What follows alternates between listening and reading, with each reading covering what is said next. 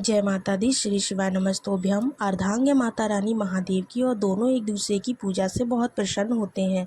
जीवन में आप भी रोग दोष कष्ट संकट पीड़ा दुख दरिद्रता से परेशान हैं तो आपको लगता है कैसे कष्ट कर्ज से मुक्ति पाई जाए, परेशानियों से कैसे छुटकारा मिले, दवाइयाँ कैसे छूटे, तो आपको यह दिव्य प्रयोग ज़रूर करना चाहिए। दोस्तों, शीतल जल का प्रयोग करने के दिन जो है वो आ गए हैं। आपके जीवन से भी शीतल जल के इस दिव्य प्रयोग से बहुत अधिक शीतलता आएगी। हमेशा ही परेशानियां मिटती चली जाएंगी। और दिव्य उपाय का प्रयोग कैसे करना है इसके बारे में आइए इस वीडियो में जानते हैं। वीडियो में बढ़ने से पहले आपसे छोटा सा निवेदन है, अगर आप चैनल पर पहली बार आए हैं तो चैनल को लाइक ज़रूर कीजिएगा, सब्सक्राइब कीजिएगा। देखिए, जब भगवान का नाम ध्यान करते हैं अपनी इच्छा शक्ति अनुसार कोई ना कोई आप जो है ज़रूर से सुमरन किसी न किसी भगवान को करते हैं। तो आइए आरंभ करते हैं। सबसे पहले शीतल जल अर्थात ठंडे जल, जो अर्थात ठंडा जल होता है ना, जो मिट्टी के घड़े से निकला हुआ होता है या मिट्टी के पात्र में होता है। कुल मिलाकर के आपके पास में मिट्टी का एक घड़ा होना चाहिए। जो घर पर आप मटके में पानी रखते हो, उस मटके में अगर पानी नहीं भी रखते हो तो आप रखना शुरू कर दीजिए। कलश के पास उस घड़े को रखिएगा मिट्टी का, जहाँ पर पीने का पानी रखते हैं।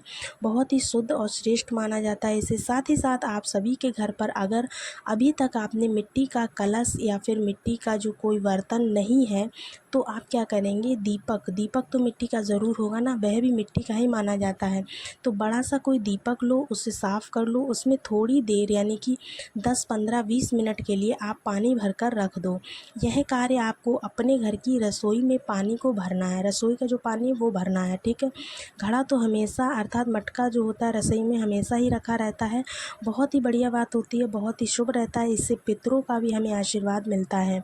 नहीं तो आपका जो दीपक है, जो मिट्टी का दीपक आपने लिया हुआ है, उस दीपक में आप पानी भरकर रख सकते हैं। इस उपाय को करने के लिए आपको पानी रखना है और उसे जो है वापस आपने जो शिवलिंग पर जल चढ़ाने का लोटा है, जो जल चढ़ाते हैं जिस लोटे से, उसमें आपको पलट लेना है। जब आप मंदिर जाएंगे सुबह के टाइम, जो शीतल जल है, मिट्टी के बर्तन का जल है, वह उस लोटे में आपको डाल देना है। उसके बाद में आपको क्या करना है, अपने घर के मंदिर में या फिर महादेव के मंदिर में माता रानी का ध्यान करते हुए, महादेव का संयुक्त रूप जो होता है उसका ध्यान करते हुए, क्योंकि उन्हीं की श्रेष्ठ तिथि है, ऐसे में दोनों देवताओं का ध्यान करना है। आप सभी को एक दीपक लेना है, ठीक है ना।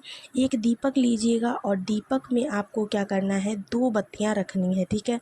दीपक में 2 बत्तियां रखेंगे तो दोनों ही बत्ती आपको कौन सी रखनी है, गोल रख सकते हैं, कोई दिक्कत की बात नहीं है। एक लंबी और एक गोल भी रख सकते हैं, परंतु एक ही दीपक में 2 बातें आपको रखनी है, इस बात का ध्यान रखें। घी अच्छी तरह से भरना, 2 चावल के दाने डाल लेना और साथ ही में 2 बेलपत्र और चंदन की आवश्यकता आपको पड़ेगी। और ठंडा जल जो आपने दीपक वाला रखा है वो जल लेना है, बस इतना ही आपको लेना है। 2 चावल के दाने और चंदन, साथ में जो ठंडा जल है वो लेना है लोटे में। इसके बाद आपको क्या करना है, महादेव की शिवलिंग के पास में पहुंच जाना है। अब आपको यहाँ पर क्या करना है, माता रानी का सुमिरन करना है। किसी भी रूप का आप सुमिरन कर सकते हो, महादेव के नाम का मंत्र जाप कर सकते हो। अपने घर के मंदिर में सबसे पहले आप सभी को शिवलिंग पर जो आपने मिट्टी के बर्तन में रखा हुआ जल था, जो आपने लोटे में किया हुआ है, उसको समर्पित करना है। अपना नाम व गोत्र बोलकर अपने घर में रोग मुक्ति और सुख समृद्धि का वास रहे, ऐसी आपको प्रार्थना करना है। दोस्तों, इस तरह से आपको जल समर्पित करना है। उसके बाद में जो 2 बेलपत्र आप लेकर गए, उन दोनों बेलपत्र पर आपको चंदन की एक एक बिंदी लगा करके, दोनों बेलपत्र पर आपको एक एक चावल रख करके महादेव की शिवलिंग पर उल्टा समर्पित कर देना है। इस तरह से दोस्तों आप अगर कल के दिन कर लेते हैं, सोमवार के दिन, तो आपको इसमें बहुत ज़्यादा फ़ायदा मिलने वाला है। आपके सारे रोग मिट जाएंगे, सभी कष्ट दूर हो जाएंगे। जो भी आपकी मनोकामना वर्षों से अधूरी है वो मनोकामना ज़रूर पूरी हो जाएगी। तो ये उपाय आप लोग ज़रूर कीजिएगा। बहुत ही प्यारा उपाय है, बहुत ही अचूक उपाय है, करने से बिल्कुल भी मत चूकिएगा। मिलते हैं आपसे अगले वीडियो में, तब तक के लिए श्री शिवाय नमस्तोभ्यम।